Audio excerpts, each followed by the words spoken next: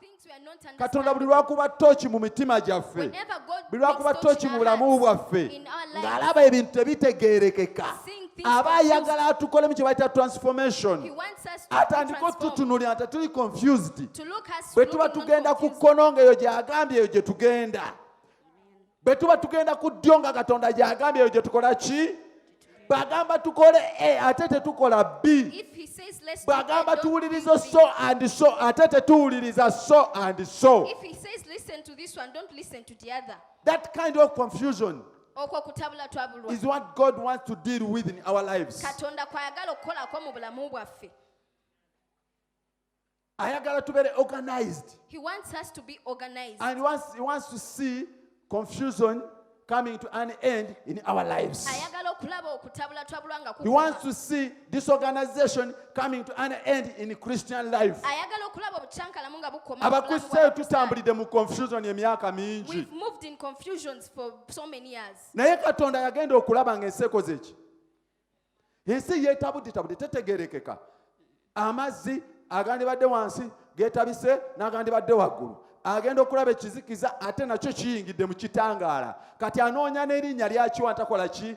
Omanyi nti tutambula ng'abantu banoonya n'amannya ge batuwa oba tuyita balokole, oba si mulokole, oba batuyita babbi, oba tetuli babbi, oba batuyita bafuusa. Kwega batuyita bayinza oli asiriikirira bw'ati kusinziira ku bikuvaamu, okusinziira ku byokola, n'alaba ng'oli confused, bw'oyogera ebigambo birimu confusion, bw'okola ebintu biri disorganized, bw'otambula entambula gy'otambula mutetegeerekeka, leero okola kiri ate leero n'akulaba nga tokoze kino n'atunalaga oba ono tumuyite mulokole, oba tumuyite malaaya, oba tumuyite mubbi, oba tumuyite muyaaye, oba tumuwe erinnya ki, ng'oli confused. Ensingo naawe ogitabudde ng'ensi bwe yali etabudde Katonda. Abakristaayo tetuli ready kutabula Katonda. We are not ready to confuse God. Tuli ready okubeera transformed in any way. Let's be ready to be transformed in everything. Yensonga lwaki tuli wano. That is the reason as Yensonga why we're lwaki here. tuwulira ebigambo ebifaananako nga bino. It's the reason we're here. Yensonga Such lwaki words. Katonda ateeka emphasis ku kigambo transformation. It's the reason Jesus makes more emphasis on transformation. Mukama ffe ebaziwe nnyo. Praise our Lord. Tubadde tuyiga mu wiiki wakati nga tuyiga ekigambo kino. We've been learning for the whole of this week. Naye this one, nabagambye nti kirabika kigejja nnyo. and it is magnified. Buli lwekubamu ttooki owulira nga weetaaga okukyusibwa. Whenever you make a touch in yourself, you find out. Musawo you need to yatuyiyiza transform. oluyimba luno twaluyimbanga musawo. We Naye used to lujja ne sing this lukomawo. song. Nga lugamba nti abantu bangi nnyo bajja ne balokoka naye ne basigala ng'ate tebakyusiddwa. Ekyo kye njogerako. That Mulimu is what I'm abalokole They are born again. bakkiriza Yesu, They believed Christ. bajja mu kkanisa, They come in church. tusaba nabo, We pray with them. tulya nabo, We eat with them. tuddamu emme ffenna, We say amen tuddamu together. aleluya ffenna, We say naye hallelujah tebannaba kukyusibwa. But they are not yet transformed. Bw'atalaba kasaawa kalungi ng'okalese ku ntebe n'atagenda nako tali transformed. Tayinza kulaba kasimu kalungi nga kali awo n'atasala magezi genda nako tali transformed. Ali transformed buli kintu akiraba nga kiri wansi w'oyo gwe yajjiridde wano mu kkanisa. Someone who is transformed. Omuntu is ali transformed everything bw'aba ajja down. wano aba akiridde Katonda. You Not come here for anything else. Si lwa kintu kirala Not kyonna. anything else. Si lwa kintu kirala kyonna. It doesn't matter whether there's a phone there or not. Tekirina mugaso oba It doesn't matter whether you've left your money there or not. tekirina mugaso oba olesawo ssente zo oba nedda. He came to look unto God. Wazze Ali kutunulira Mukama. transformed. Mukama ffe yeebazibwe. Amen. Katonda yali agambye ye yennyini yatandika okwawula ebintu. He himself started Buli differentiating lwe things. yawulanga wabangawo some change. Whenever he made a difference, there was a difference. Kitegeeza buli lwe yabangako ne kyeyawudde wabangawo transformation. Mukama waffe yeebazibwe. Amen. Kati Katonda bw'ayingira mu bulamu bwaffe buno obw'Ekikristaayo, When Jesus enters in our olw'okuba life, yabuzimbira ku kundi eri ya transformation, because it is on the right foundation from of the transformation, beginning, okuva mu ntandikwa He built his thing on transformation. yazimba ekintu kye ku Ensi musingi ogw'okukyusibwa. yagitandikira mu kugikyusakyusa. He established the earth Yadde in nga yali transformation. weeri awo. However, it was around, Naye yeetaagamu enkyukakyuka. but it needs Mukristaayo transformation. gwe wooli awo. You are Christian, Naye weetaagamu enkyukakyuka. but you need transformation. Katonda bw'aba azze nga azze kukyusa mukkiriza akyuse ebintu. Accept Jesus to Waliwo transform. byalaba bikyali confused munda mu gwe. There are things he sees Ndaba ng'ensi confusing. yali yeewaanawaana. I see the earth Yali eraga nga bragging, nnene nnyo. seeing it so far, Yali eraga nga erina byonna. having all Amazzi of mwe it. gali. Water is in the earth. Ekitangala mwe kiri. It had light. Ekizikiza mwe It kiri. had darkness. Byonna nga byegasegasse. Everything was confused. Ng'ewulira ng'ezitowazitowa. As if it was Naye somehow Katonda bwe yavaayo when God came, n'agitunuulira. took a look at it. Ng'alaba amagezi mwe gali. He saw wisdom in it. Ng'alaba ziddiguli we He ziri. saw degrees in it. Ng'alaba obugagga we buli. He saw wealth in it. Ng'alaba emirimu we giri. Saw employment in it. Naye nga byegasegasse. But they were all confused. Nga oli confused. Byali byegase. N'ayingira mu bulamu buno obwaffe obw'ekikristaayo. And he entered in our Christian life. N'abutunuulira. Took a look at it. Kubanga buli kirungi Katonda akitegekera mu kristaayo. For everything Jesus prefers it for a Obugagga Christian. bwonna obuli mu nsi muno bwaffe. Every wealth in the earth belongs to us. Amagezi gonna agali mu nsi muno gaffe. Every wisdom in the earth belongs to us. Ebirungi byonna biri mu nsi muno Every byaffe. good thing in the earth belongs to us. Naye bw'atutunuulira But when he takes a look tulabika at us, ng'ebintu kyabigasegasse. it seems we are confusing things. Ayagala kututeeka mu kye bayita transformation. He wants to Aleete transform us, enkyukakyuka mu bulamu bwaffe. to bring a change in our Abadde life. talaba bugagga nti we buli obulabe. Abadde talaba bulamu nti we buli otandika okulaba obulamu nga we buli awo. Amen. Abadde talaba mirembe nga biseera ganze emirembe gyambula. Otandika okutunula nga bw'otunula olabawo ekyo bayita peace in your life. Amen. Enkyukakyuka eyo gy'ayagala. That Ekitugaanya transformation. okubiraba okimanyi. Do you know what has made us fail to see it? Waliwo ebyetaaga okukyuka. There are some things which are Waliwo needed kye to bayita transform. total transformation. Total transformation nakinnyonnyola. I explained total okukyusibwa okwa ddala. Okwo kwe kukyusibwa buli kitundu kyonna eky'obulamu bwaffe. That is to being transformed in everything in our life. Nina akazanyo ke ntera okulaba ku TV okwo. I usually see a soap on it. Omusajja yawasa abakazi bana. A man married 4 wives N'abateeka mu nnyumba nnene nnyo. and put them in a big Buli omu house. alina ekisenge kye n'ekitanda kye. Each one with their Buli omu bedroom. alina obudde bwe obugendayo n'amulabako. Each one has her own time. Buli omu alina obudde obugendayo n'amubuuzaako ne banyumyamu. And they have a Musajja conversation. munene mugagga w'amaanyi alina byonna. He had everything. Naye olunaku lwatuuse omukyalo omu n'amutabukira ate gwabadde alowooza nti ye mugonvu ennyo. But one day they had a confusion. N'ajjayo ze The wife bayita who is true obedient. colours ze. Ne yeeraga kikyali ekituufu. Awo wamuzuulira ndibadde ayita mukwano gwe si mukwano gwe. That is why he confirmed that Bw'abadde she alowooza wasn't a nti ali friend. transformed, si ali transformed at all.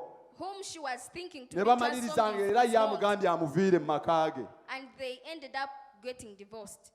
Avaawo agenda. Yaddukidde mu mikwano gye bamuwa amagezi naye weegayirire ebinnya bamugamba nti baffe ka tuddeyo tukwegayiririreko. Omu yeesobola yaddayo ew'omwami yeegayirire. Asooka muwa amagezi. He advised him, Amugamba n'abakazi abana abadde bakususseeko. saying that more wives are too much for Kati you. engeri gye bagenda abakendera wandigumyegumyemu. Now stay calm as if they are going to Ekibadde degrees. kitulannya okuyiggayigga abakazi kikendeeremu. Mukama ffe yeebazibwe nnyo. Amen. Amugamba bw'ati. He tells him like this. Tinange nkubuulira ekindiko sikitegeera. Let me tell you, I don't understand. what is Nandibadde on nange you. mmatidde. I would have been Naye satisfied. buli kiseera mpulira ekirala kiŋŋamba leeta omulala, leeta omulala, leeta omulala, leeta omulala. Mukama ffe yeebazibwe. Kye kiki ekimugamba ekyo? What is telling him? Waliwo ekitundu mu bulamu bwe tekifunanga transformation kibeera kimugamba kola ki? Leetayo omulala, leetayo omulala, leetayo ekirala, leetayo ekirala. Ekyo kigenze zaawo ekirala, yongerayo ekirala. Mukama ffe yeebazibwe. Kati kyenjogerako What kye I'm bayita speaking total of, transformation. okukyusa Katonda ajja okwagala. nakyo mu bulamu bwaffe ng'azze kukyusa each and every part of our lives. Amen. Buli kitundu ku bulamu bwaffe akikwatako. Buli kitundu ky'omukristaayo Katonda akijjirira bw'akyo, ekyo n'akikwatako. Bwe gaba maaso agajjirira, ago n'agakwatako, ne gatandika okulaba bye badde batakyali ne geegomba birala. Amen. bwebeera bigendererwa ajja abikwatako gwe yali agenderedde kirala bamu bajja mu kyaki nabagamba mu wikyawo eri abalenzi abamu babeeranga eyo ebbali nga sinna okanga mbawulira ng'akyetaaga bw'oba okwana okwaneyo akawala nga kalokole kubanga akomanya tekajja kwagala balala kajja kubeera ku ggwe wekka bakimanyi nti abuwala bw'omu kyaki butya Katonda tebuzanyazanya na balenzi kati ekintwalayo kubanga mmanyi bwe mba situseeyo tekajja kutegeera naye bwentuukayo nenkafuna nange nja kubaawo nteredde Mukama feebazibwe nnyo yajja ne interest eyo naye bw'otuuka wano Katonda ayagala ebigendererwa byo by'ozze nabyo byonna bibeeremu enkyukakyuka atandika okudiiringa naawe nga ggwe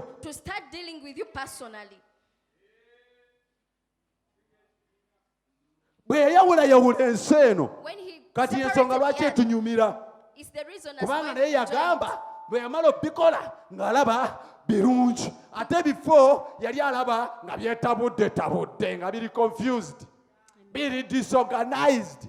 Nobody could desire this world if it was like that. Omanyi lwaki tulemerako nga Mukama mpangaaza nnyo Mukama tontwala ensi ekola ki ekyatunyumira waliwo eyagireetamu enkyukakyuka n'agiteekako value olwaleero buli omu agiyayanira gibeeramu waliwo value Katonda gyagala okuleetako mu Kristaayo eyo ng'ebwaliriza buli muntu yenna okusigala nga kasigale mu kirokole.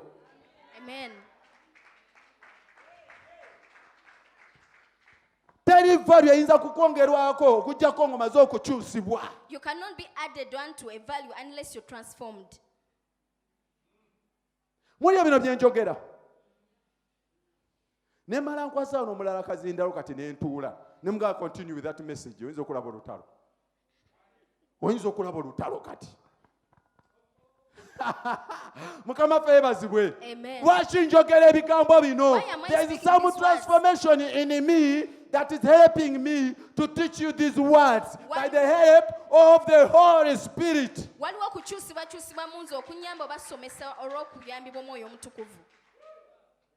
Lwaki?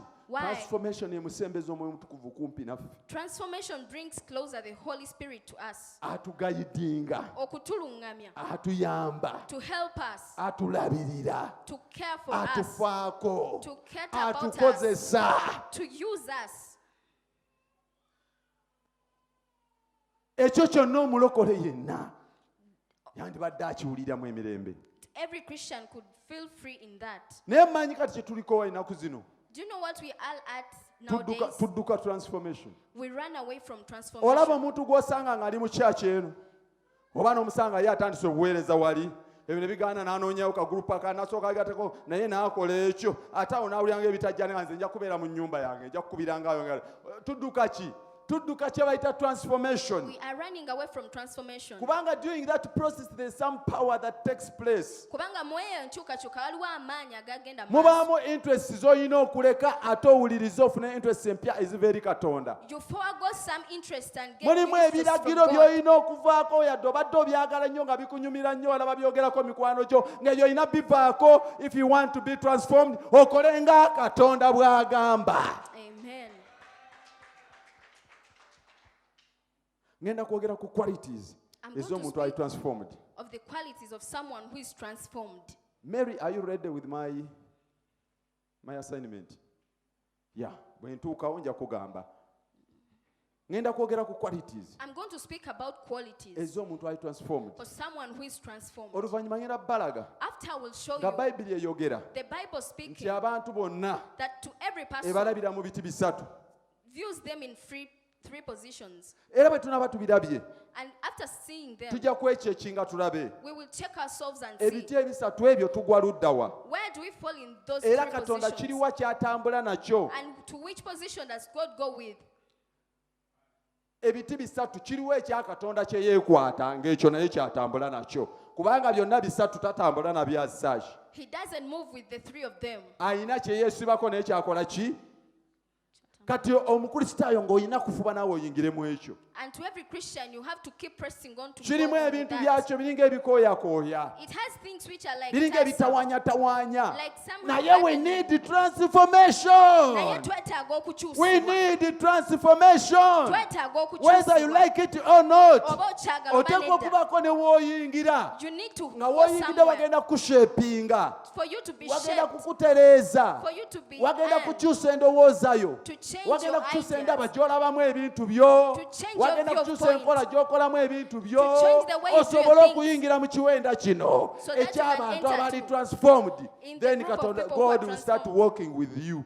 Katonda atandika otambula naawe, And he will start working with you. atandika okukola wamu naawe, And he will start trusting you. atandika okwesiga. Mukama ffe yeebazibwe nnyo. Amiina. Kale tugenda kusoma tulabe qualities zino. Tulabe qualities. Ezimu tuzisomyeko wakati mu wiiki We've era read ngenda some of zikonako them. obukoonyi naye nja kugenda kuzituba tutannaba kusomako. Hallelujah. Amen. Kanzirabe nawandiise wano.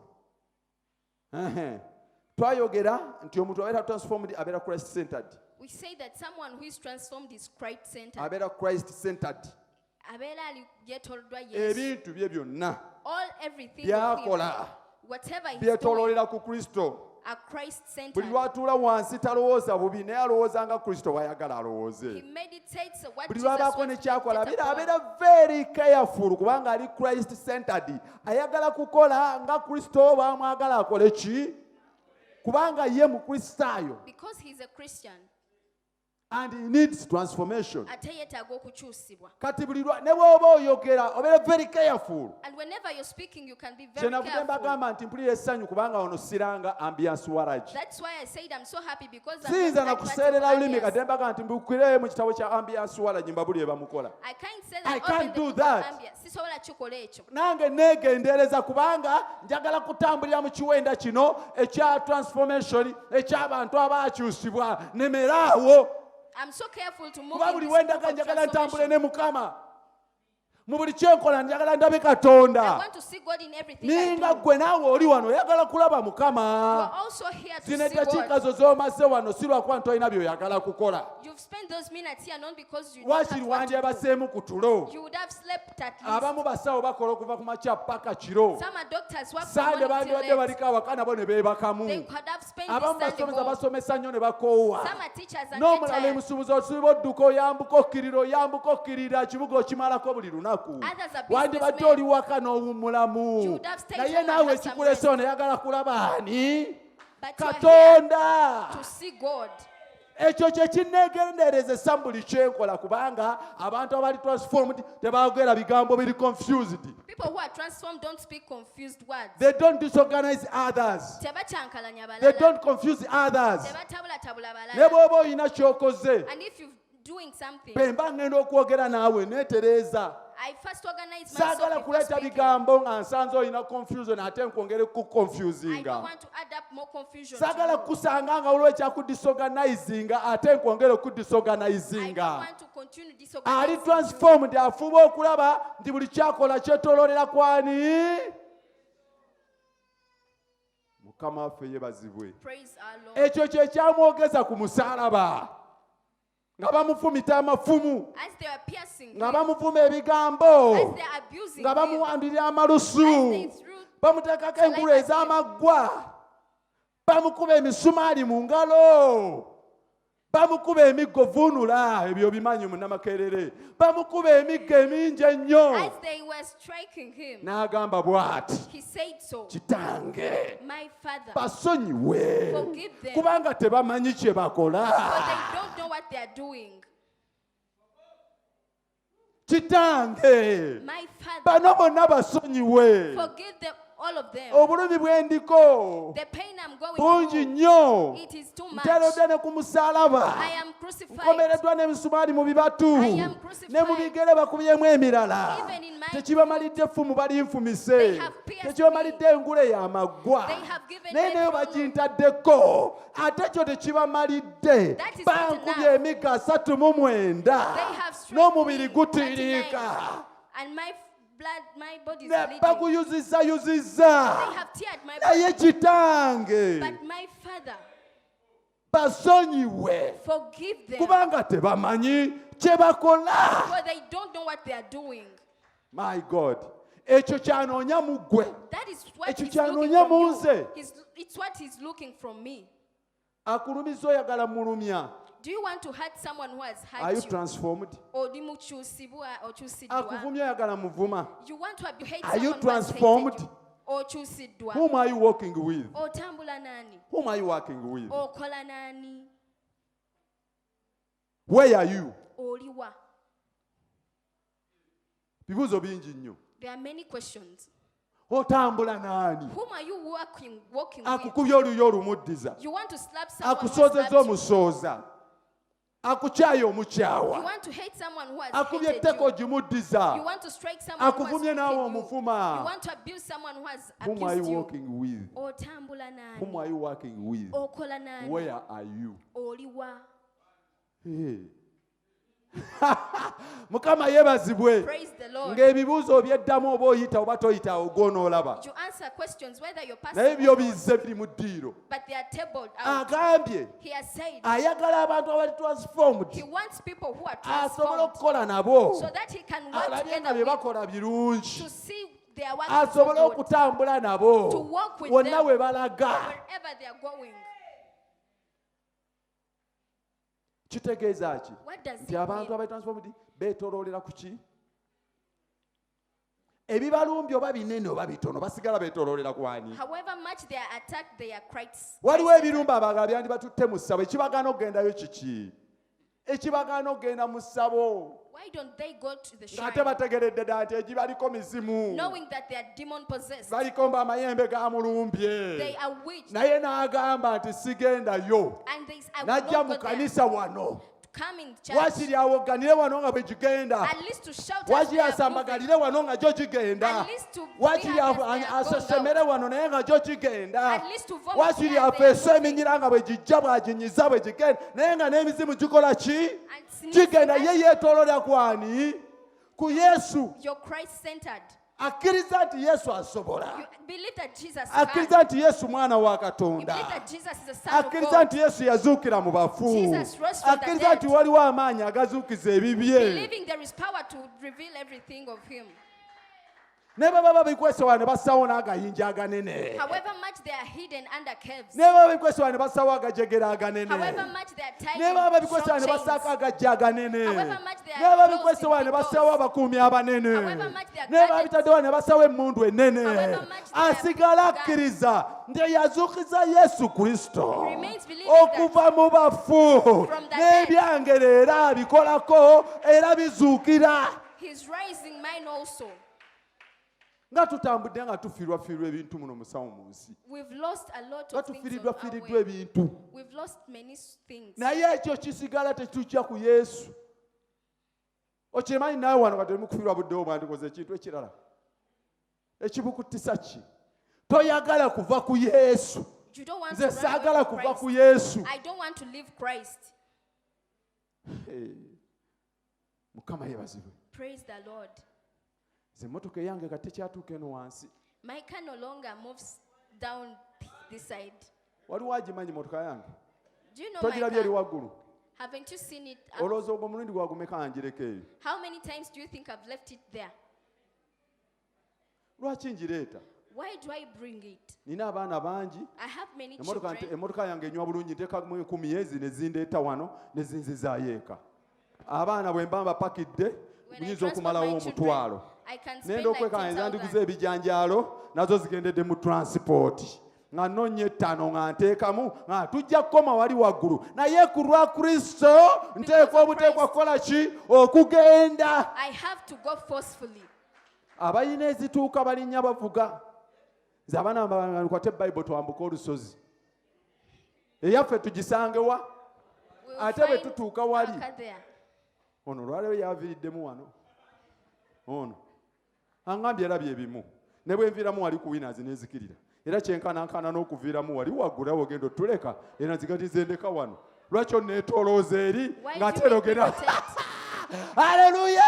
Amen. maama katabanike kakata kasembayo ne kamugamba naye mami lwaki weeyise otyo n'anyiiga nnyo n'agamba ndi muntu mukulu nina okukola kyempulira nga nkyagala I'm an old person. I do whatever gamba I nga want. drive okola ki nga drive asirisa ate ye taata w'abaana naye ebizibu abiraba weebiri agawa osisaayo kyange era bwe ntuuse wayagala okuviramu nenyimirira bulungi naggolawo liraba ne mugamba tuggalire naggalawo ne mugamba tusinkaneyo haleluya Amen. tulwanirira ki transformation We are fighting for transformation. kiki ekitutta transformation We are yearning for transformation. kolako nawe kubiraga nti okyuka Do something that shows that fuba you're oyingire mu transformed. kukyuka tubirwanako bulwanyi si byangu We just fight for it. They are not as easy as you see. emikyere gyatugiira oba tewaliza nvanga enva zigenda kugula mafuta tetugula tussaamu amafuta ng'omukyere tuddeyo tunoonya engeri gye tugulyamu yes tetuliiwo sibuulira njiri kati Don't I preach now? mumuli eddoboozi lino lyaliddeko ku mukyere omwereere lino Do you see my voice eating? mukama yeebazibwe nnyo Praise the Lord. we are Christ centered Twetololera ku Yesu. we are not confused at all Tetutabuddwatabuddwa mwe n'akatono. mulowooza confusion yetukozesa ebyo Do you think confusion mwe mulowooza kubeera commands us? disorganized ensonga lwaki tukola tutyo Do you think we are kiki disorganized to do ekitukozesa this? kityo Why are we tulwana doing like okuyingira mu nkyukakyuka eno We are fighting tubeere to enter abalokole transformation. To be tubeere Christians, to be abalokole born again, abaalokoka who were ate era saved ne tukkiriza okukyusibwa and accepted transformation. ekyokuyita mulokole tekimala Calling you born again is not enough. ekyokwata bayibuli tekimala Holding the Bible is not enough. ekyokujja n'otulawa n'owulya enjiri bw'oti tekimala Listening to the gospel is not enough. bwe weekyekinga buli kitundu kyolina mu bulamu bwo kyakyusibwa Are you transformed in each part of your life?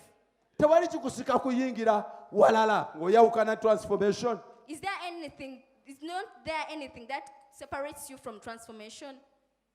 mukama yeebazibwe nnyo Praise the Lord. tufuba bufubi mwami seenabulya We are just trying. ate tofuba bw'omu And don't just bw'omaka try amaganga alone. obwana busigalira nga tugendere mu mmotoka yaffe Include also mukama your children. yeebazibwe mukama akumpeera omukisa May the Lord bless you. mukama akumpeera nnyo omukisa May the Lord mukama bless you. yeebazibwe nnyo Praise the Lord. ng'ogamba nti katugisikeyo nabadde mbuuza muwoze emmotoka eno ne bwe mba ntaddemu amafuta nze nti roodi sibitegeera nnyo musajja wattu bwe bintawanya nnyo nga nkubira moses nange bw'aba ayagala kuzimba nga akuba amazzi bwe gaba gayitaano bwe gati ne bwe gali akati kanzije nange nkola naye ebituuka by'emmotoka nga nange nkuba mose bino gwo bitegeera Moses, you understand this. akati emmotoka bwe nabadde nninnya ate mpulire pupola nangamba kirabika ekigulu kyekyo kifunyeemu obuzibu naye nga oba ebigulu kati bye biki I asked myself what he was meaning. kakati sinamufunamu bulungi atajje tulaba mbuulira ate makanika agenda okulaba ekigulu kyabadde kikati nkyatagalira awo ali bize nange ndi bize mukama yeebazibwe Praise the Lord. kakati tukyali awo naye mu mbeera eyo But in ffe that tusigala situation- ebyaffe ebyetoolera kwani We are still Christ-centered. tweyongereyo Let's continue olya ebigambo bino and hear this word. Mary B. Redde naatera okuintroducinga ekintu ekyo waliwo kye twagala okukya ku projector There is something we want to nanoonyezeewo project. olubaawo lwebala kye naye twayiyiza twagala tukirabire wali nkisomeseza awo Amen. twayiyiza amagezi tegaggwayo ekirala ki omuntu qualities ez'omuntu ali totally transformed he Qualities. trusts God Yesiga Katonda. obulamu bwaffe ffenna tulina okwesiga ani We have to trust God. mukama tayinza tulaba tuli mu kigaali eno eky'abakristaayo ate ng'emyoyo giri bweru We cannot have our bodies in Christian and our souls otudde mu are out. baasi y'abakristaayo Sitting in the bus of ate omutima Christians gwegomba omuddo oguli ebweru and your heart is desires for pastor outside. oli munda Right. ate weegomba bogoya gw'olabye ebweru wa baasi And you desire for the bus.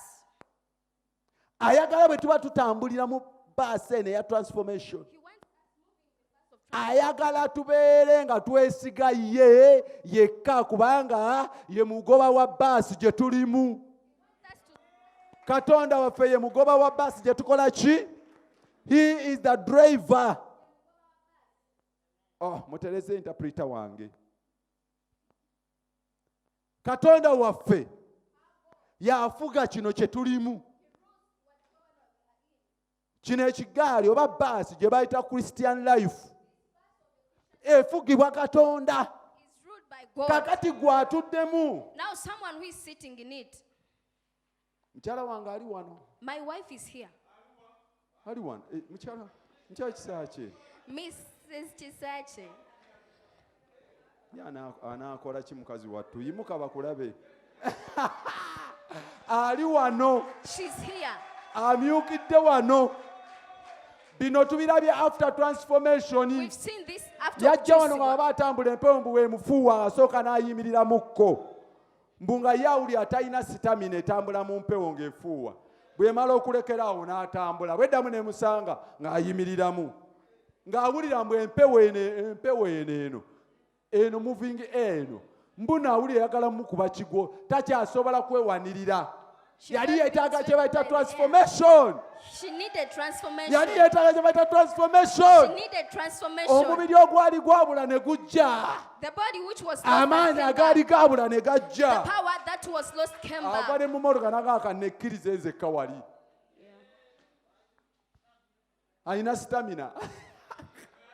Hallelujah! Amen. Tujja kuba ne stamina bwe tunakkiriza okubeera transformed. We shall have the stamina when we accept to Y'ensonga be lwaki transformed. tutandika okukola bye twali tasobola kukola. That's why we start doing things we wouldn't have done. Nagendanga nga nvudde ku ssomero ku crusade nga babuulira enjiri abalokole. Pardon?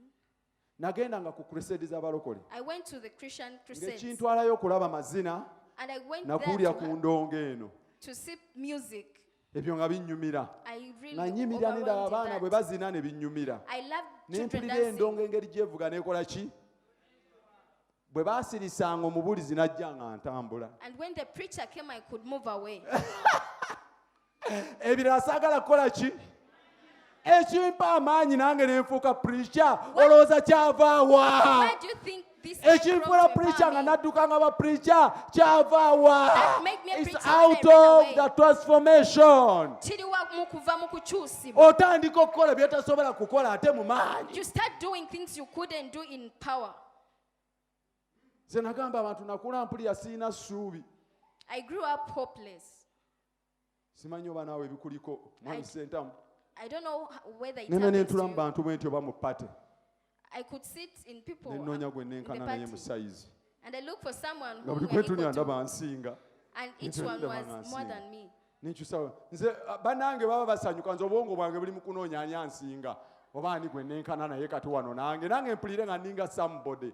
Kubanga sirina ssuubi mu ebyo. I didn't have hope in that. Ate ekyalumanga ennyo abe neetoloza amaaso bene n'ogamalayo ng'era ndaba nze nsinzeemu obutono maama nnyabo n'enzigwamu amaanyi. I could feel Engamba so small. naye And I said, but lwaki nze nsingamu era obutono? why am I the most Teriyo na person? gwe yakola twenkanenkaneko. Is there not anyone Ye who lwaki comes bano for bokka be me to yaleese people? mu meeting era nze gye ndimu. Ng'ekyewuunyisa gw'osingamu naye ate nga gw'obalimu era. Mukama waffe yeebazibwe nnyo. Praise our Lord. Ekikutuusaayo ate kiriwa? What makes us reach that Transformation. far? Okukyusibwa. Balina kye bakwagalako baalabye nga yo meeting naawe olina okibeeramu. They view it, you deserve to be in that meeting. Olaba tolina ky'oli naye bo balaba olina ky'oli. You see yourself worthless, but they see you are worthy. Mukama yeebazibwe. Amen. Nze nabagamba lumu natuuka mu kifo ekimu nga mulimu abanene babishopu baani Asha nampisa ekyo kintu sirikyerabira. I will not forget that. Nga bateekesa entebe ennene zino ezeetoola bwe ziti zino ennene nnyo. They had prepared Kulayini wano wonna ne dinner ziwetamu tables. n'ekkoona ziti. Nagenda na Pastor Lwanyaga I went with mu Pastor mmotoka ya Ranyaga Pastor Lwanyaga in his car. ne tufuluma ffembi We moved out buli from omu the car ng'alina together, Bible ye. and each carried the Bible. Nze omwana omuwala simanyi kye yannoonyaako. I don't know what the girl found in Gaalo me. gwe batadde ku mulyango Asha. The usher at the Nsomba door Lwanyaga yali entrance. ankulembedde. Pastor Ranyaga was in Munaye front nze of oli me. mukama wange nvaako eno emabega musaamu ekitiibwa. I respect him a lot. Situuka eri ne ndaga mu nze nsookayo. Bw'atayingira siyingira. If he doesn't enter, I Bw'ayingira don't. bw'atatuula situula. If he doesn't sit, I don't sit Bw'aba also. tannayogera soogera kigambo. If he doesn't speak, I also don't speak a word. omuntu ali transformed muwulira Do you hear someone abeera who's very transformed? careful Abeera mwegendereza saagala nnyo. kuva mu kigaali kino kya mwantu baakyusibwa I don't want to ate move out ntandika of okukola this ebintu ebiri verse disorganized to do nyinza something okwonoonera awo disorganized. ebintu mbeera very careful. I be very careful not to mess up. Omwana ayingiza Pastor Wanyaga mutuuza nkulayini wali ey'okubiri She welcomed Pastor nga Ranyaga. waliwo teebwa plastica bwe butyo nze ate kati manyi ono mukama wange I knew he's era my mbuuza entebe boss. ziri ennene ziri baaziteereddeyo And I bani asked to ono whom did tamanyi they nti nze organize nazina the mukama chairs? wange ate nange naye atuule mu plastic eri nange gye ntudde For him to sit in plastic chairs like me. nensirika namuwa etayimu omuwala ate ng'akikola sipiidi nnyo yaddusama mu bayibuli nnyo n'agiteekayo of course bw'agiteekawo era omanya nti awo wakuwadde n'akomawo ku mulyango She came back to n'akwata the eyange doorway and took my Bible. omwana omuwala n'ampisa n'ayisa bayibuli yange mu lukuubo ati n'agissa muwamu ku gatebe aganene wano mu maaso n'ensirika And ne placed ngamba it ono in one omwana of the big abadde ki chairs. I wondered. omutima gwange ne gunkubirawo ne nga mpita ntya ku pasita Lwanyaga wali How can I Mu move from my plastic. pastor in a plastic chair? zonna ntebe bannange They are all naye chairs. wabaawo naawe ebintu by'olaba nga waate waliwo atuulawo There are some things you see deserving someone oli else. organized. We have to be organized in our Christian life. Tulina Tubeereko okubeera organized. Naffe tetukola bintu kifuula nnenge kubanga twalokoka. We don't Era do ekyo things vice kisigalawo. versa, but Waliwo that remains. akusingako. There is someone who is above you, Wabaawo oba oyagala oba toyagala. whether you like it or not. Olowooza Katonda ekyakimwawukanya kwenye ensi kyali ki? Yalaba nga waliwo ekisinga ku kirala ate kyegasse ku kirala n'akyawula. Yalaba ekitangaala kyegasse n'ekizikiza n'anoonyereza ku bibiri kiriwo ekisingako kinnewaakyo amaanyi. N'ayawula ekitangaala And he ne kisigala separated kyokka. light. N'ayawula Stand alone. n'ekizikiza ne kisigala kyokka. And the Yayawula darkness alone. Jime n'asigala yekka, n'awala ne Lwanyaga n'asigala yekka. Waliwo enjawulo. There is a difference. Kati ali mukono ate nze ndi wano. Ate ffenna tukola. We are all working, though he is in Bw'atyo Mukoko. bw'akola. That is how he does Omwana things. antuuza mu ntebe ennene. The girl made me sit in the Twakeera chair. twagenda mangu. Pasanya atera okwagala okukeera okugenda mu budde. Tutuula. Abalala batandika okujja. Ndaba Bishop Kenya bajja. Ndaba Bishop Kimbagaya bajja. Nabo batula mu ntebe zino. Ndaba Bishop Muwanguzi bajja. Nabo batula mu ntebe zino. Ntandika okumaga. I started Ntunuulira looking eggaali around eri ndowooza oba bagendaga nti nakoze ensobi. to see whether she can Nga see gaalo that I've tanfanako. made a mistake. Ye ayongera kukuba ttendo lye agamba kye nakoze kyekyo. She never minded Nkyusa amaaso about me. ndaba Pasanya atudde eri. Amaga. Naye ye Pasanya yakula bulala Katonda yamanyi bwe yamukola. Ye nga tafaayo. He Tafaayo. didn't mind. Kuba namutula emirundi ogwokusatu ne ndaba nga nkola bw'ati. Ne ngamba alabika awulidde. Kale kantuule naye simanyi kiddirira. Nyanze mpima. Tube n'abalala batula ku ntebe zino nga bayiise nga nze nkola ki? Bannaye ne batula entebe endala ne zijjula They nga tewali started akaayanira yange gye ndimu. And no one was yearning for my chair. Bishop Muwanguzi n'atandika okwogera. Bishop Mwang started speaking. N'ayogera bw'amala okwogera nassa akazindalo ne neekulula ne ŋŋenda waali I went to him ne mugamba and I told him, Asho alabika yakoze ensobi. this Ashash might have made a mistake. Yandiise n'antuuza wano. She made me sit here. N'aŋŋamba And he told me, Musumba Kisaaki Pastor Chisachi, oliko ekikyamu. are you confused? Katonda akuyimusa ate gwe wezzaayo. God is lifting you Katonda and you're making yourself takuyimusanga ne down. wezza mabega. God cannot lift you up and you make yourself backslide. Mukama yeebazibwe. Praise the Lord. Akuleetera okufiitinga bw'obadde tofiitinga He n'ofiitingawo. makes you be fit in the flesh. Akunyigiriza era n'amaizi agakutuusiza ku mwanjo. Amen. Bw'atyo bw'akola. That is how he does things. Ne batandika okwetoola nga nange bwe neetoolooza. Ne batandika okugira bati nga nange bwe ngira bw'etya. We started swinging. Hallelujah. the chair. Amen. Njagala okukakasa mu Kristaayo I munnange. want to confirm you, my fellow Kkiriza Christians. oyingire mu nkyukakyuka ya Katonda. Accept to enter the Kkiriza transformation obeere of God. transformed. Accept to be Ajja transformed. kunyigiriza akutuuse w'obadde tosuubira nti otuukawo. He will push you to the place Mukama you never akwenye omukisa. expected. May the Lord bless you. Ssebaawo we natuula. That is where I sat. Bishop Kenya bw'ejja bw'ati n'andaba. When Bishop Pukemanya came to see me, Nsanyusa okukulaba. he welcomed me. Mbadde ndudde okukulabako. It has been a while. Nabanga nnyo enneyo eri basomesanga nnyo eri mu Fompston eri mu ssomero lya Mitale erya gundi ya School of Ministry. Ndudde okulabako. It has been a while. okyaliyo Are you still kyani there? mama Sekai Are you still with Mama Sekai? webale kubeera w'amaanyi Thank you for being strong. ŋŋamba bagenda kuŋŋamba otuuse otya wano nga lwanyaga atudde wali bannange waliwo entiiso eyinza okwambala naye nga katonda amaze okukyusa byonna bisoboka After God transforming you, everything is bw'ogenda possible. okwekanga ekizimbe ekibadde samuweya nga kigenze Amen. bw'ogenda okwekanga omutwe ogubadde gukulumidde omwaka nga gugenze oddemu ogukwateko nga gugwo nga gwe gwo olinga nti gwandisigaddewo naye olwa transformation nga gwagenze dda Amen. transformation kuyinza mu bintu neweekanga n'okwekanga nga tobirimu nga yeekutuusizaawo ensi yagenda ekizigira kyagenda okwekanga kibadde kyeripa ku kitangaala naye nga bakyawuddeko dda They nga had separated kisigadde light from kizikiza darkness and staying darkness n'ekitangaala alone. kisigadde kitangaala And the light alone. olukalu nga lusigadde lukalu n'ennyanja esigadde ennyanja Amen. waliwo enkyukakyuka mukama ffe yeebazibwe nnyo Amen.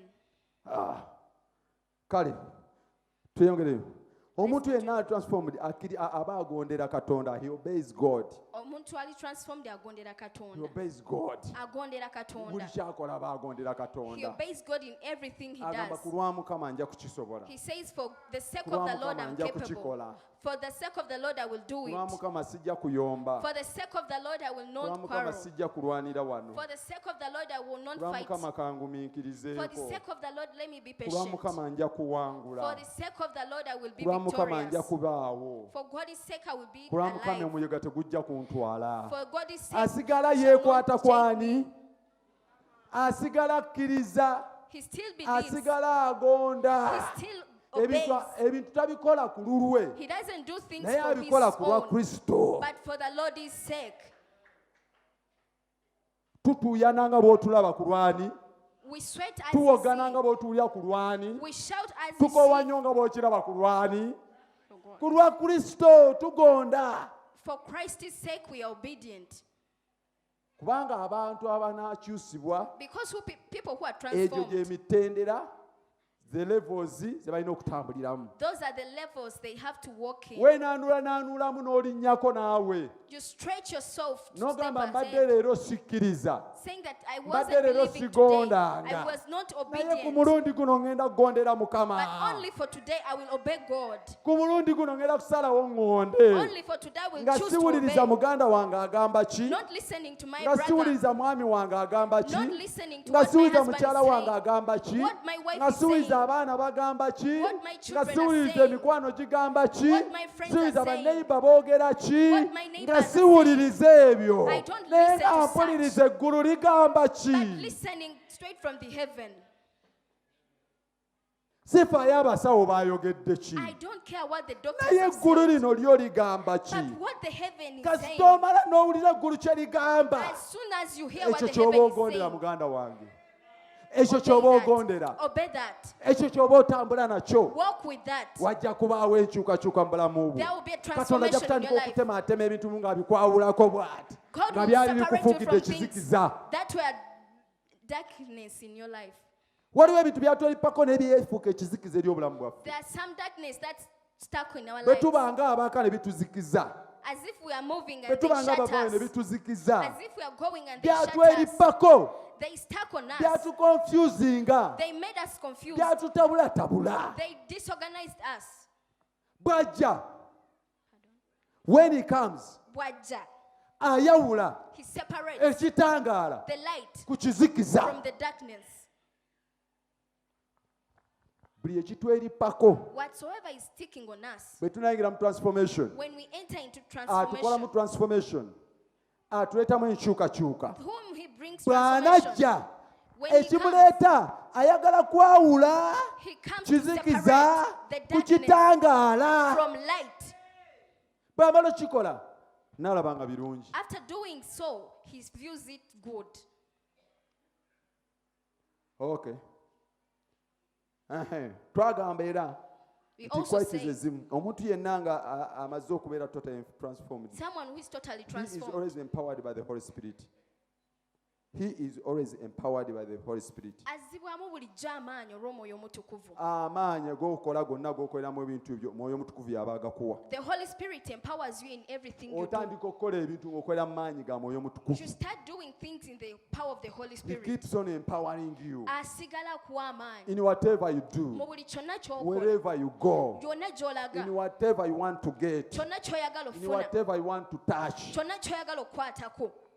He keeps on empowering you. Asigala kuwa amaanyi. Asigala akuwa He amaanyi. keeps on empowering Mu you. bukoowu asigala ye akuwa In your amaanyi. childhood, He keeps on Mu empowering kutabulwatabulwa ye you. asigala akuwa In your amaanyi. confusion, He Asigala empowers you. akupushinga. He pushes you. Omwoyo omutukuvu y'asigala avuga obulamu The bwaffe. Holy Spirit Kasita continuously tumala drives our life. okukyusibwa. After we are transformed, Amaanyi gabula ffe naye tabulwanga maanyi. power is lost in us, but He Amaanyi doesn't lose gaggwa mu ffe power. naye omwoyo omutukuvu mwana wattu taggwamu maanyi. We lose power, but the Holy Oyo Spirit bw'aba doesn't lose power. yasazeewo akolagane naffe. When He decides to work Oyo with bw'aba us, nga naffe yagenda otuzzaamu if He's amaanyi. the one to Ayina empower amaanyi us, agatakendeerako. He has Tugenda unceasing kusigala power. nga tuli b'amaanyi mu buli kintu kyonna. We shall stay empowered in everything we do. Tetugenda kufuna abakristaayo abanamba lujega abamidyoka. We won't be abazikazanyiikirizi. Ya tujja kuba b'amaanyi. We shall be very powerful Kubanga tusigala amaanyi agaffe tugajja mu mwoyo mutukuvu. because we continuously be empowered in the Holy Eri abawaana Spirit. wana nti bagajja mu nnyanja. Many people brag that Eri abaana from wana the bwe lake, basamira mbu bafuna amaanyi. when they are prayed for, they Ago have si ge power. njogerako. That is not the Eri power agamba I'm mbu ye speaking about. bw'afuuwa ku mmindi. Someone bw'afuna saying amaanyi. he's Eri agamba mbu empowered. ye bw'anywako ku njaga ye. When Buli he afuna takes amaanyi. drugs, he's empowered. Eri agamba nti bw'anywa ku ambiyasuwala ye amaanyi gakola ki? When he takes Ago si ge liquor, njogerako. that is not the Ago power I'm speaking about. gakendeera. That ceases. Ago gaggwaawo. That ceases. Ago galemererwa. It fades. Njogera ku maanyi ag'omwoyo omutukuvu. I'm speaking of the power of the Holy Agataggwaawo. Spirit. That does not cease. Agatalemererwa. That does not fail. Agatakoowa. That does not get Ago tired. ge twambala ffe That is what we abakkiriza wear okukyusibwa. to be transformed. Nakati ge njogereramu. It is still what I'm speaking Naawe ge here. gakutuuzizza And awo. it is what is making you sit there. Ago amaanyi That power. ago ge twambala. That is what we Oh, put on. nina kye njagala okulaga obudde bugenda. Then endala omuntu totally transformed. Someone who is totally He always transformed. introduces others to Christ. Ayanjula abalala eri Kristo. Afuba nnyo. Mikwano gye ayagala ajanjula eri Yesu. You introduce your friends to Christ. Baganda bayagala abanjula eri You Yesu. introduce your siblings to Bazadde Christ. bayagala abanjula eri You Yesu. introduce your parents to Abamulinaanye Christ. ayagala abanjula eri Yesu. Waliwo ekyamwambala. There is something Yakyusibwa. he was transformed. Ayagala kulaba nga waliwo baayanjula eri Yesu He wants buli to see- kiseera. Introducing Ali people to Christ each transformed. day. He's transformed. Amaanyi ag'omwoyo omutukuvu agali mu ye. The power of the Holy Ekyo buli kiseera Spirit kye in him. gamutuma okukola. That is what he sends him to do. Tewabaawo byakukola awo n'atuula butuuza ati. He doesn't just sit and hold Tabako hands. n'abalinaanye n'atuula butuuza ati. Sitting next to Ng'ate some abamanyi folks and tebayingiranga. knowing that they have Asala not yet amagezi buli entered. w'abeera nga ye alinako baayanjula eri He ani? finds a way Eri to introduce Kristo. people to Christ. Kiki ky'okola eyo ku mulimu mu galaji gy'okanikira eyo? What do you do at your workplace, in the garage, Eyo mu botiiki gy'obeera, mu at butale the boutique, gy'obeera, marketplaces, ku masayiti gy'obeera eyo? at the working sites you Kiki be? ky'okola eyo? What do you do there? Ku bodaboda eyo gy'obeera, On the border you mu zitekisi be. w'obeera awo, On the taxes kiki you be. ky'okola eyo? What do you do there? Olina olutalo olw'olwana olw'okubaako mikwano gyo bw'oyanjula eri Kristo. Are you fighting to introduce your people to Christ? Olina ekizikiza ky'owulira ngu yala kive ku mukwano gwo asigale nga kitangaala. Do you want a darkness to separate from your Olina mukwano friends? gw'olaba ng'ali confused, ali disorganized, yeetaaga okubaako ne waayingizibwa afune kye bayita transformation. Do you see your friend to be separated and to be Oba okulagala transformed? afiire mu mbeera eyo. Or you want him to die in that Omuntu situation? afudde ng'ali confused tamanyi na gy'alaga. Someone who is N'eggulu confused linoonya doesn't know where to go. n'eggulu linoonya ebimusonseka nga terirabawo. The heaven looks for where to put Kubanga him nayo and doesn't terisembeza bali find. confused. Because it doesn't bring closer to confused people. Amen. Amen. Mukama yeebazibwe. Praise God. Mariya njala ontereko ekifaananyi nkinnyonnyole mukitaddeko. Omuntu ali transformed Someone who is transformed, akola kye bayita effective prayer. he does okusaba okugattako. Eyitibwa an effective prayer. Esaala Ekolebwa oyo ekyokola. yekka amaze okubeera transformed. It is said by that one who is transformed Effective only. prayer manyi kye kitegeeza. Do you know what does effective Essaala prayer eyitibwa mean? effective. The prayer which is Ye effective essaala gy'osaba n'olaba ku ky'osabye. is the prayer you see and Ye there are essaala gy'osaba consequences. n'ekoma ku Katonda. It is the prayer you say and Ye it essaala touches gy'osabira God. n'owuliriza Katonda n'afuba okuwuliriza obadde ogamba ki n'akulinda n'otandika ate n'akulinda n'omaliriza. Eri effective. The effective prayer. It makes sense. Ekola makuru. Mukitegedde bulungi. Do you understand Kati very well? omuntu yekka kambabuulire tuli balokole. We are saved. Naye tuyinza okuba tubeeramu ne tusaba essaala zaffe But we can ne be here zitakola praying makulu gonna. and our prayers are not Ng'ate olusi effective. tuziruddemu oyinza omaze essaawa zo 2 omaze essaawa zo 3 Spending 2 to 3 hours. n'okunyiza onyirizzaamu mu ssaala eyo You even sneeze in that n'okukaaba prayer. essaala ogikaabiddemu You nnyo even cry in that prayer. n'okwevulunga wansi ogenza orotetingira wansi awo emirundi gyo gyonna egiwera You even rotate down in the n'omaliriza prayer. ngeri essaala gy'okoze awo tekoze makulu. And you end up making an Eggulu effective libadde prayer. liginoonya bunoonya naye terigirabye The heavens was looking for it and n'okugiwulira couldn't find. terigiwulidde. And did not even listen to Lwaki? it. Why? Buli lwakuba tooki Katonda mu bulamu bwaffe obw'ekikristaayo Whenever God makes a touch in our eriffe life, ng'abakristaayo engeri gye we tubutambuzaamu as Christians ayagala moving kulaba with buli katundu konna ak'obulamu bwaffe akatulimu nga kali transformed. it. He wants to see each of our body parts Osobole be okufuna kye transformed bayita total transformation. so that you can be totally Eyo bw'emala transformed. okujja After it coming, essaala gy'okola the prayers you make ekola amakulu. can make sense. Lwaki? Why? Ekyusa ebyagala okukyusibwa. It makes change of what is Era meant to enta be bye changed. weetaaga He okufuna. brings what you need. Ekulaga ku by'ebyagala okulabako. He makes you see what you desire to An see. effective prayer. Esaala ekola enjawulo. Mukama yeebazibwe. Praise the Lord. Omuntu ali totally transformed aba n'okwagala love. Someone who is totally transformed has love. Tayawukanya bwawukanya naye agatta. He doesn't disunite, but he unites. Bw'asanga wali abagala okwawukana taleeta bigambo byongera baawula. He doesn't bring more fire to people who want to disunite. Omulokole A born again, taliwo kugatta bugasi bantu kwe Katonda kyokka nagambwe. Kasita bwe nabulidde enjiri waliwo abalokose ne mbaleeta ne mu church. he's not only after Kati introducing nze oyo ne people bwankyawa to Christ. sifaayo. Even if he hate me, I don't care. Nze oba tambuuza alekeyo If oyo. he doesn't greet me, Naye I nga don't gwegera ne care. mukristaayo munno muli mu church. You're speaking to a fellow Christian in Kubanga biri church. yampisako naye nno mufaako ki oba mpita kampita abadde alina kumpaaki. I don't care even if he bypasses what will he give Omulimu me. gwe tulina okukola si gwa kugatta bugasi bantu na Katonda. It is not Naye ate bringing tulinayo close to step God, endala gye tulina okutekinga ey'okugatta abantu n'abantu. but we have to bring close people to Ey'okutabaganya people, abantu n'abantu. to make people interact. Eyo reconciliation ey'ekika ekyo That kind of reconciliation ekolebwa omuntu ali totally transformed. is done by a person who is Afunayo totally obudde transformed. obugatta abantu ne You Katonda. find time to Ate reconcile n'afunayo people obudde with people, obugatta abantu n'abantu And to abadde reconcile batabuse, people with abadde people batakyategeeragana. who are Buli omu disorganized. ayogerera munne ebigambo ebibi. Someone is speaking ill Buli omu about the ayogera munne other. ebigambo ebimwonoona. Someone is tarnishing Buli omu someone's ayogamba munne name. ebigambo eby'obukyayi. Someone is Kasita speaking kikugwa mu hatred kutu ate n'obategeera. As long as you hear Abo babeere that, mikwano gyo. make them your friends. Kolako ku mulimu ogwo. Do that job, Oba mwangu oba muzibu. whether it is Naye hard or olw'okuba ogondera difficult. Katonda. Because you'll be obeying N'ekyo God, kigondere. obey that too. Kubanga oli totally transformed. Because you're totally Ezo zimu transformed. ku qualities z'olina okuba nazo. Those are one of the qualities you must have. Yeebazibwe. Aba ne peace. You obey Omuntu ali Emirembe. totally transformed aba n'emirembe. Someone who is totally transformed has peace. Teyeekakaalukanya ne bye talina kwekakaalukana nabyo. You don't stretch yourself over something Tayingirira not needed. bitamukwatako. You don't intervene things which that Emboozi don't concern you. ezitamuyamba ezo teziba mboozi You ze. don't interact in conversations which Emikwano are not helpful. egitakomyawo obulamu bwe egyafuba okubeera nti egyo tayagala nnyo okugyesibako. You separate from friends who will Anoonya make you ebintu lose God. ebijja omuyamba okukuuma emirembe munda mu ye. You find things that will help you Bwe kuba to kusaba restore peace in anyweza you. okwo. If it is prayer, Bwe you stick kuba on that. kubuulira njiri ng'ekyakinyweza. If it is preaching, Bwe you kuba hold that. kugondera Katonda If ng'ekyakinyweza. it is obeying God, you Bwe kuba hold kwagala that. balala ng'ekyakola ki? If it is Afuba loving okutambulira mu qualities zino zonna. You try your best Eddembe to walk in lisobole this okusigala quality mu ye.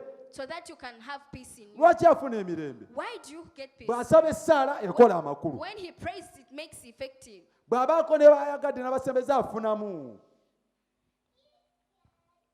buli lwakola ebya kristo n'abanga obulamu bwe ali ku kristo tamwawukanako Whenever ekyo you kireeta do emirembe Christ. kubanga entalo z'ensi tojja ziyingirira You will not intervene in what ebiruma ensi tebijja Right. kukuluma things hurting the earth will not hurt you. ebitta abalala gwe tebikutta Things killing others won't kill you. mukama yeebazibwe Amen. otyo kale njala balaga tandika ne number 1 start with number 1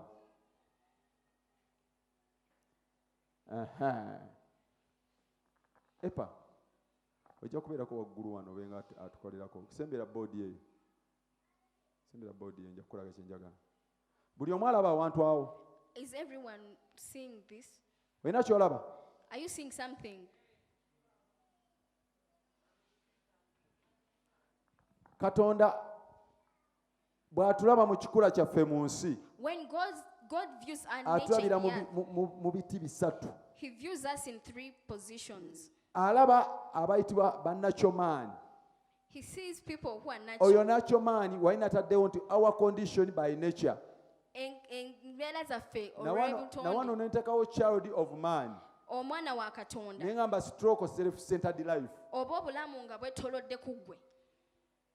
omwana w'omuntu ono gwe njogerako This son of man I'm speaking of alina ekikula kye has his own mu nature. butonde bwe The nature, bw'atyo bw'ali that is how he is. okuva lwe bamusindika okuva mu lubuto lwa nnyina Ever since he's delivered, afubutukayo n'ekikula kye he comes with his nga nature ye as that ng'omwana person, w'omuntu as a son of man.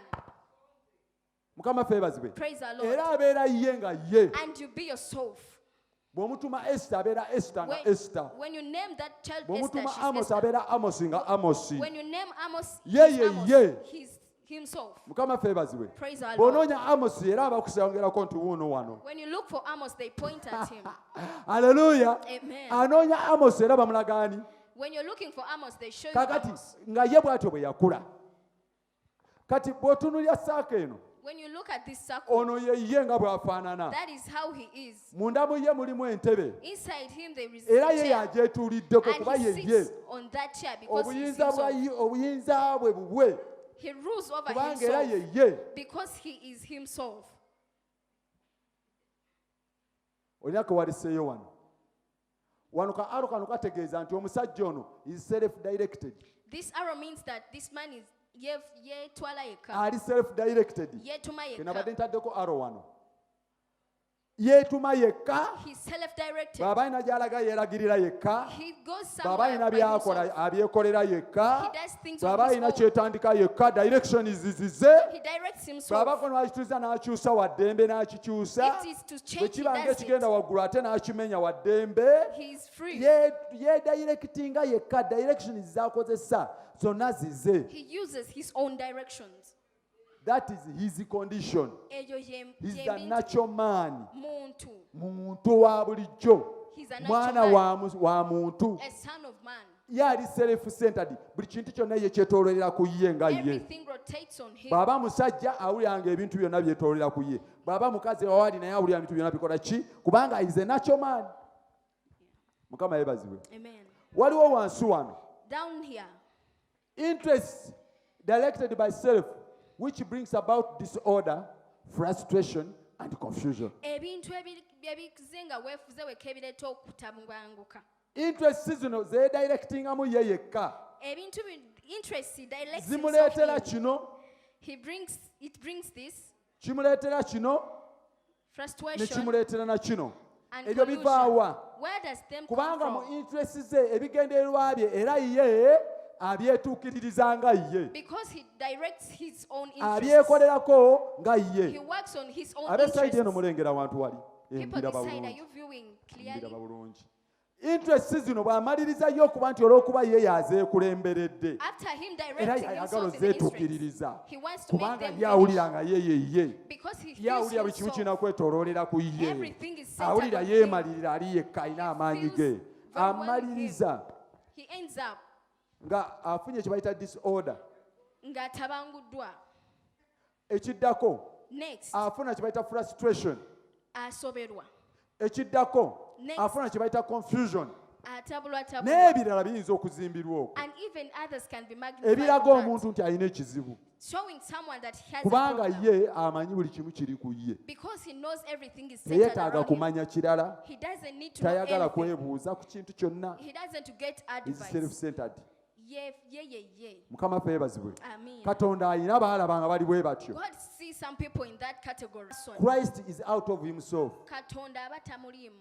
wano muno temuli katonda There is no Christ here. bw'oba ng'oli mu mbeera eyo bwetyo ey'obutonde bwetyo katonda aba takutagiriimu Christ is not so involved in Christ is such. out is outside his Ali life weeru mu bulamu bwe. kyova olaba ye byonna byetooloolera ku ye That is why all things are centered ye around him. mulamuzi w'obulamu bwe He's the judge of his life. obadde oŋŋamba ki What are you telling me? nze nkola kye njagala I do anything what I want. nze ndi muntu mukulu I'm an old person. addira buli kizibu kyonna He makes ne every yesu kye yandibadde challenge. amuyambako Even ye Christ would have held n'akyeteekako it and puts on himself. wandigenzeko no mu kanisa You would have gone to the church. nze nagenze mu ddwaliro I went to the hospital. munaye wagenze mu ddwaliro naye eby'ebiddagala ekyokwagadde kiweweezaako buweweeza naye yesu awonyeza ddala Jesus heals completely. nze tombuzaabuza ba nagenze mu ddwaliro nagenze mu ddwaliro Don't confuse me if I went to the awuliranga hospital. n'ebizibu bye bandibadde bamuwewulako Feels that problems ayagala that could asigale have nga ye way. yabyetisse He feels he ali can self-centered carry them. Yemalirira.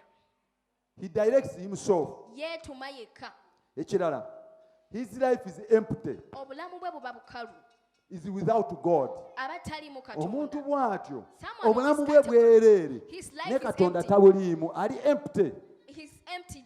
God is not in his omuntu life. bw'atyo Such kind of a eggulu bwe person, limutunuulira when the heaven liraba nga looks talina at him, ky'alina he sees him, yadde sente empty. ziyinza okuba munda omwo however he may be rich, yadde ebyobugagga ebyo biyinza okubeera munda however omwo he may have wealth, yadde n'amagezi ayinza okuba bamuyita supaabu gy'ayita even he can be superior in yadde wisdom, byonna biyinza okuba biri awo however he can be ayinza okuba having yita anything, kagezi munnyu byonna byakola he can be yadde byonna wisdom in biri awo everything. eggulu bwe likuba mu ttooki bwe liti When the ligamba heaven oli sorts, empty views you so empty. ligamba tontiisatiisa okyali empty Don't threaten me, you're so Lwaki? empty. Why? kristo tali mu ggwe Christ is not lwaki in you. Why? katonda tali mu ggwe God is not in you. otegedde ekyo Do you understand that? Ehe. Such a person Omuntu does ow'ekikeekyo not understand the things of the Spirit of God. aba tategeera Oyo bintu bya bw'atyo Mukama. Such kind of a person, n'ebikwatagana ku mwoyo tabimanye he doesn't know things concerning tebimukwata spirit. nako He's not even bw'oyogera minded. ku mannya g'omwoyo omutukuvu tabitegeera When you speak about the power of the era Holy ye Spirit, alowooza doesn't nti ebirina understand. kye bimugasa He views them worthless, naye ng'ate alina w'atasobola but he nga cannot be yandyetaaza omwoyo needing the Holy Spirit somewhere. naye obwongo bwe bumulaga ti nze byonna nze mbyefuga tweyongereyo ebintu by'omwoyo abitwala biri foolish He takes each and everything spiritual, so foolish. ebintu by'omwoyo yalaba bya kisiru He views them so foolish. tukugera ebintu by'omwoyo alaba bya kigwagwa omuntu abeera ati awo n'ogamba musimanyi yawulidde katonda ng'ayogera How can someone say I omuntu had abeera God ati speaking? awo n'agamba mbu ekizimba kyabana ate basabye mbate ne kiva ovi nga tebakisaze alaba nga byoyogera foolish yalaba nga byonna bya kisiru gy'ali He tebikola views makulu everything oyo worthless to bw'atyo him. Such kind of a person.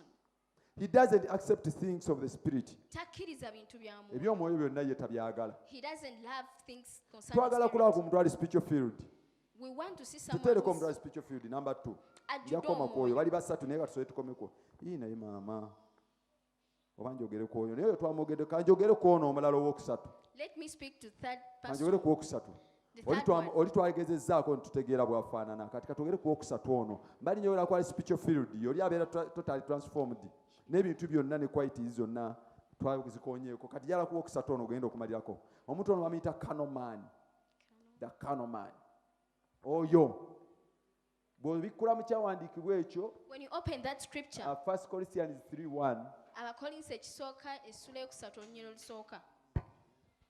oyinza okusoma n'olaba ekintu ekyo naye You kansooka can read and see ennyonnyole that. Let me explain. ono olaba self is on throne This one. person ali ku namulondo. olaba nga ye era ku ntebe ye yeetuliddewo He sits on his throne. ye kyakola What he does, ono wanjawulomu he's so different. ono si oli nakyo maani naye ono yakkiriza ku kristo But he accepted Christ. naye y'oli musawo gwe yayiyamu oluyimba He's like someone agamba nti made a akkiriza song. Kristo He n'alokoka accepts Christ and gets naye saved, n'asigala ntakoze ki nga takyusiddwa oyo gwe yayiyamu oluyimba but he remains known for. and kaakati for oyo transformed. yalokoka That one God saved. naye ekimutawaanya okimanyi Do you know what is bothering tannaba him? kufuna kye bayita transformation. He has not received transformation. Oyo omuntu oyo That kind of a person. addira ku nnamulondo wali we yali atuuzizza Yesu He makes that throne where N'amuggyawo. Jesus was sitting and enthroned him.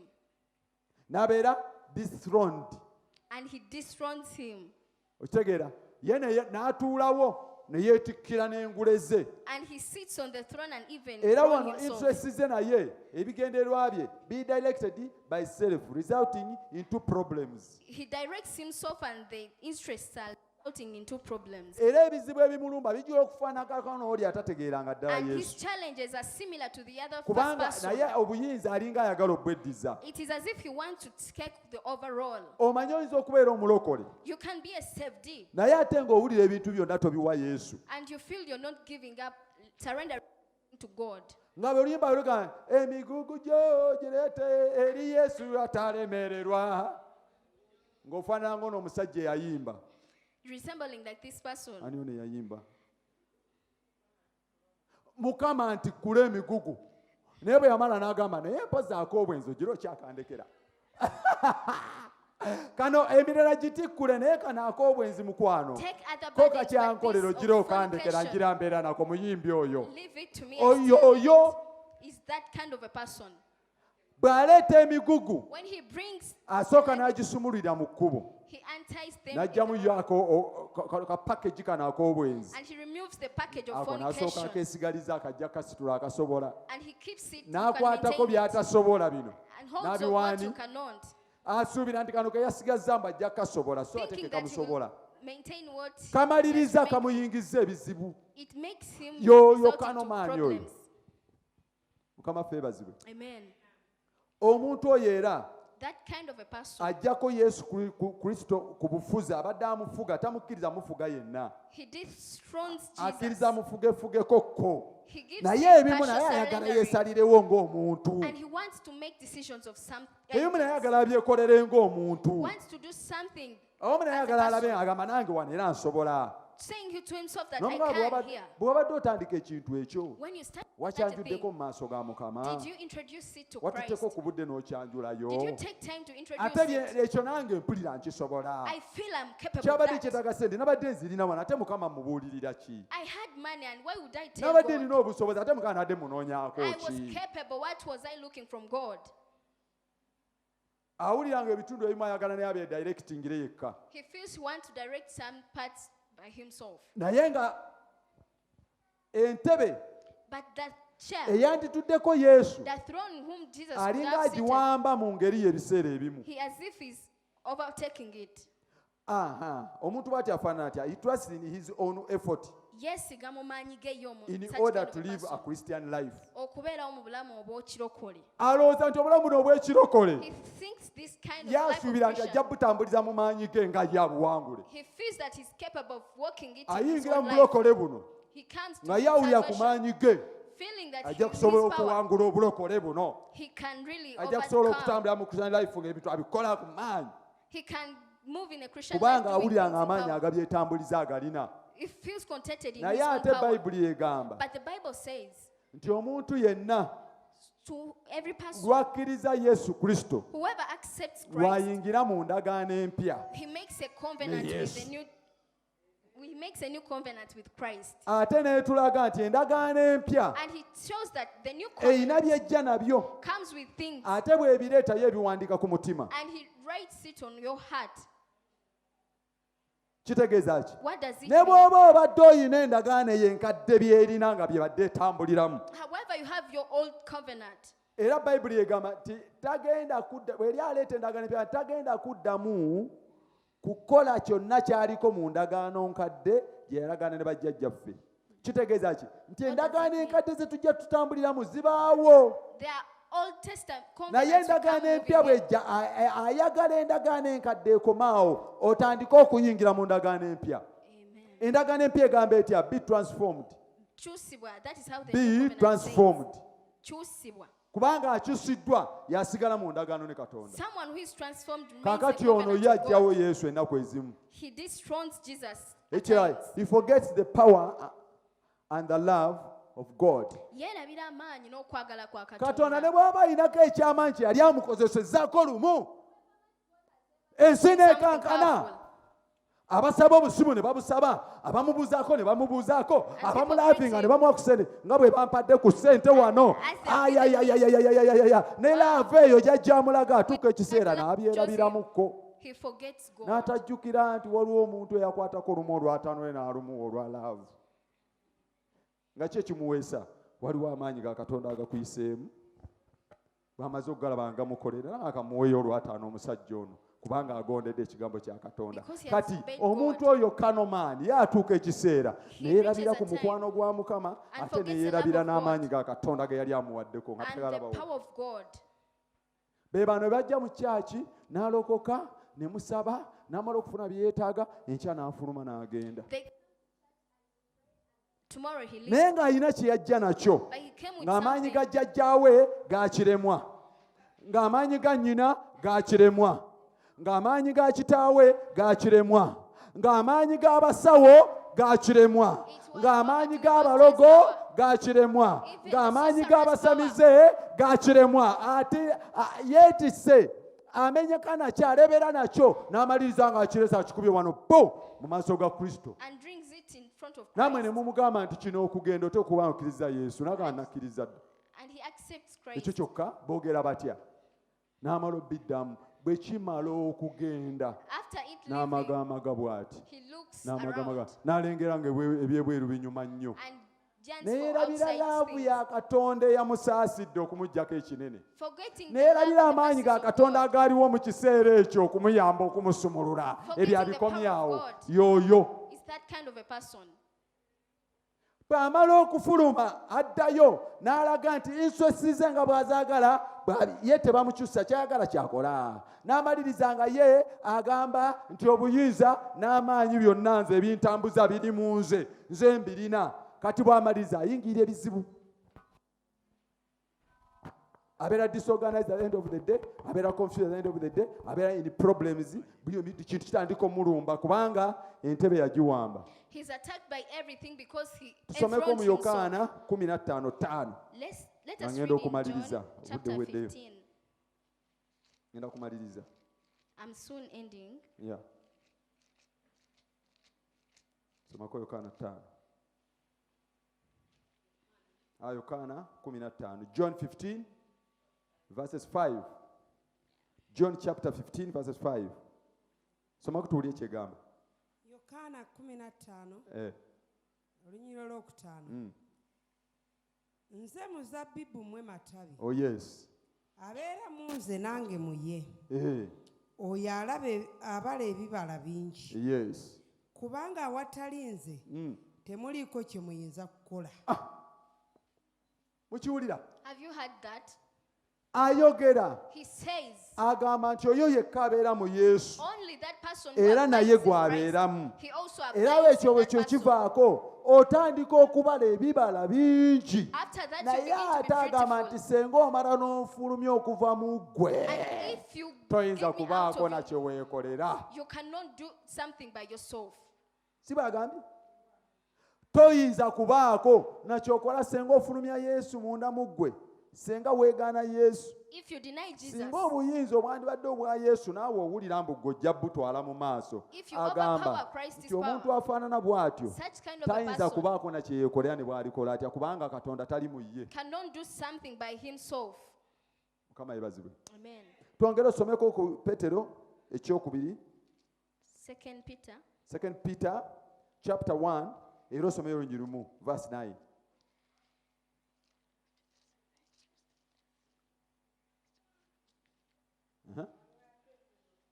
Eyokubiri essuula esooka Yeesonyirwa 9. olunyiriro lwa 9. Eh. Kubanga ataba n'ebyo Eh. ye muzibe w'amaaso Eh. awunnuuna bwe yeerabira okunaazibwako ebibi bye eby'edda. Weerabira you nti forget waliwo ebibi ebyali ku bulamu bwo that there are some bwe sins wali in your oyingira life. eri kristo When you entered in ne Christ bikunaazibwako and you were cleansed, waliko ogukoligo nga wammwe temugaggawala you had a burden and you yesu were at your n'akijjawo plan. waliko ogukoligo nga wammwe temuwasa You yesu were not getting n'akijjawo married, and Jesus waliko took it ekikoligo nga ewammwe agalwadde agabakwata tegawona gabatta busi ekyo ne kigenda waliko ogukoligo nga ewammwe buli agezaako okuwasa yaafa buli agezaako okufumbirwa bigaana ebyo we wajja eno When you entered in Christ, ekyo yesu n'amala akijjawo He cleansed petero that, ky'ayogerako It's what Peter n'omaliriza ng'ate weerabidde and you end up forgetting. kiddemu okisome nga bakiwulira wadde batakiwuliriza lunyiri lumu lwokka kubanga ataba n'ebyo ataba n'ebyo ye muzibe w'amaaso obeera muzibe w'amaaso awuunawuuna otambula owuunawuuna na buwuunyiwuunyi kyekikuwunyawuunyisa kati eyo we yeerabira okunaazibwako ebibi bye ebyedda weerabira nti walina ebibi ebyedda bwe walokoka wano watonafuuka kanomaani waliwo ebibi bye wali ozze nabyo katonda n'abikunaazaako And God cleansed ate them away. amazima gali twabeeranga n'emizimu netukubira wano We were nga demon birojja possessed abasaba here. wano negikuba kati ebyo byagenda They all left. twabeeranga wano nga galwadde gatulemerako We had olwalinnya diseases. wano gye gaalaga tetwamanyaayo nze najja wano buli mwezi gwakuna omutwe gunnuma nnyo asifuluma nnyumba maama abeera nnyokeza obuntuntu simanyi bukawunyira simanyi kamulali simanyi obuki omwezi ogwo nze nga ndabika ebweru saagala nakufulumayo bintu mbikolera mu nju bwe nfuluma mpulira bubi mpuliranga bwe najja wano nagenda okwekanga nga ebintu sikyabiraba paka olwaleero mukama waffe yeebazibwe Amen. kati atambula nze nenfuuka omuzibe w'amaaso ate ne sijjukira nti waliwo katonda bye yannaazaako mba mubi nnyo That is very bad. n'okusinga atalokokerangako ddala More than a Gentile. grace owulidde malayo nyiriri olwo soma kapati akasembayo owunzike lugambye etya mwenda aga nti kubanga ataba n'ebyo ataba n'ebyo ye muzibe yoyo muzibe w'amaaso awuunawuuna atambula awuunawuuna byamusobera bwe yeerabira okunaazibwako ebibi biri ebyedda genda mu maaso lwedde waliwo wagambye nti abeera tagasa kyabadde muliwa ekyaddemu ki ekyasoose bwe weerabira n'onaazibwako kati ono aba yeerabira bambi kyekimutawaanya ono bwati kanomaanya bambi yeerabira yalowooza nti ebintu byakolebwa mu maanyi ge nga nnye era nange nasaba nnyo era nange natola sente zange nnyingi se ofiisi sinze nasinga ogisaako sente era nali nina okuwona era nange nasiimulanga kyaki eyo bwomu nga bagindekera nengisimula era nali nina okuwona nakozesa maanyi gange What are you talking about? Era nange nababeererawo saababeererawo sinze nabaguliranga emmere gye balyanga ewabwe bapasita abo katonda yali ayinza obutamponya era nange bwali busobozi bwange oyo kanomaani ajjawo ekitiibwa kya yesu ajja yesu ku ntebe ajja yesu ku namulondo oyo ne yeesonseka waawo naye katonda agamba he needs a transformed person oyo bw'ati aba akyetaaga transformation neyasoose yeetaaga naye katonda amutuusizza mu kiyitibwa transformation ali transformed ogwo bayita spirit filled person obeera transformed ojjuzibwa mwoyo tojjuzibwa kirala otambula mukwakizirize nayogeddeko mukama yeebazibwe obudde butukutte ebintu bingi byandibadde binyuma nnyo n'okusinga awo naye obudde tetulina nja kusaba n'olwebigambo ebyo muzikirize nkomaawo mwebale nnyo okumpuliriza mbaagala nnyo muya mukama waffe yesu manyi nammwe munjagala singa mwafulumye dda thank you for loving me